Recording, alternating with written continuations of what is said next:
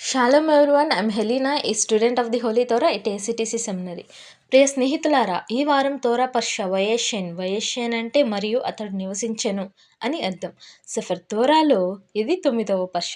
Seifert బెరషిత్ లేదా ఆదికాండంలో ఇది 9వ పర్ష. ఈ పర్ష యొక్క రెండవ అలియ వాక్య భాగము బెరషిత్ అనగా ఆదికాండము 37వ అధ్యాయము 12వ వచనం నుండి 22వ వచనం వరకు.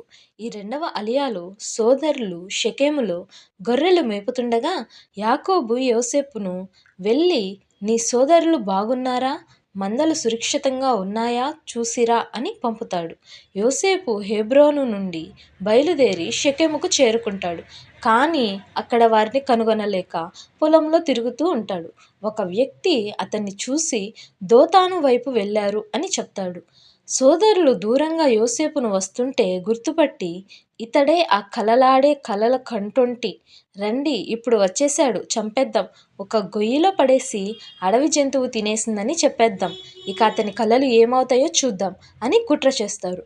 కానీ పెద్ద సోదరుడైన రూబేను విని, అతని ప్రాణం తీయొద్దు, రక్తం చిందించొద్దు, ఈ అడవి గొయ్యిలో పడేయండి, చెయ్యి వేయొద్దు అని చెప్పి తర్వాత రహస్యంగా తిరిగి తీసుకురావాలని అనుకుంటాడు. ఈ అలియా సోదర ద్వేషం ఎంత లోతుగా ఉందో, యోసేపు పట్ల మరణ కుట్ర ఎలా మొదలైందో మరియు రూబేను మొదటి రక్షణ ప్రయత్నం చూపిస్తుంది. అయినా ఎలోహిం ప్రణాళిక మాత్రం నెరవేరుతూనే ఉంది. ప్రియమైన స్నేహితులారా, ఈ తోరా యొక్క మరిన్ని లోతైన ఆధ్యాత్మిక బోధనలను తెలుసుకొనుట కొరకు మా యూట్యూబ్ ఛానల్ను సబ్స్క్రైబ్ చేయండి. షాలోమ్ లెహిత్రవోత్.